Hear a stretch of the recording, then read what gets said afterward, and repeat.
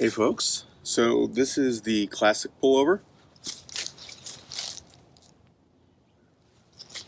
and I also got in to check out one of the women's comfort tees, and it is a Hanes Nano tee. So it's actually a really nice shirt. I'm assuming that the other shirts in that category will be similar quality. I just got a couple samples, so I got one for me and one for a friend. But this is one of them. I'm keeping the prices as low as I can, only making like a buck or two usually per item, way below the normal for this kind of stuff. I'm not doing it to make money. I'm doing it more just to put it out there and have fun with it. So anyway, on with the video. Welcome to Bullets and Brass. Today, kind of just a pet peeve video. What the heck is with movies, books, anything like that, not getting their information straight on firearms? This is not hard. Glocks don't have a thumb safety. You can't cock a Glock like there's no hammer you can pull back. There's no safety on revolvers. Like, these basic things. People making M4s, which is an AR-15 type system if you're not familiar with the military stuff, 308s. Like, come on, people. This is not hard. It's like saying a BMW is an Audi, is a Mercedes. These are all things that are easy to look up. If you choose to get specific with what your hero, protagonist, antagonist, third-party characters, like whatever, if you get specific about what they're carrying for firearms and like what they're doing with it, at least like Google the firearm first and think about this. You might, if you make it a big part of your book or movie, you might actually want to talk to somebody that knows something.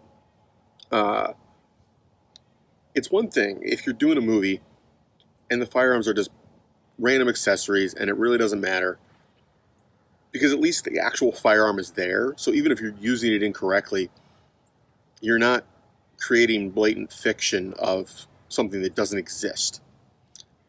Or go pure fiction and make up an entirely new gun that has no connection to a prior gun.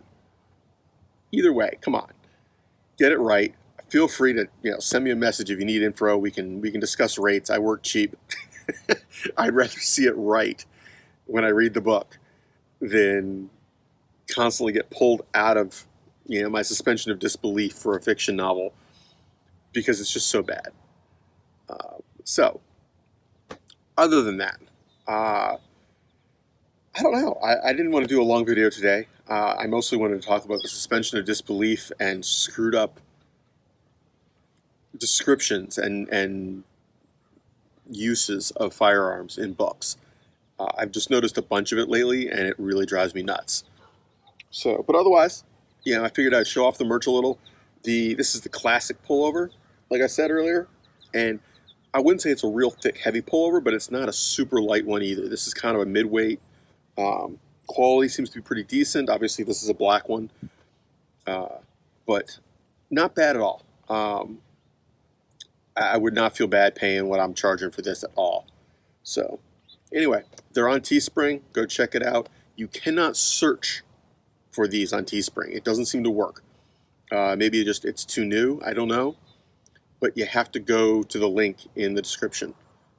It's the only way it seems to work. So anyway, take care. Have fun. Stay safe, y'all. Keep shooting. Say hi.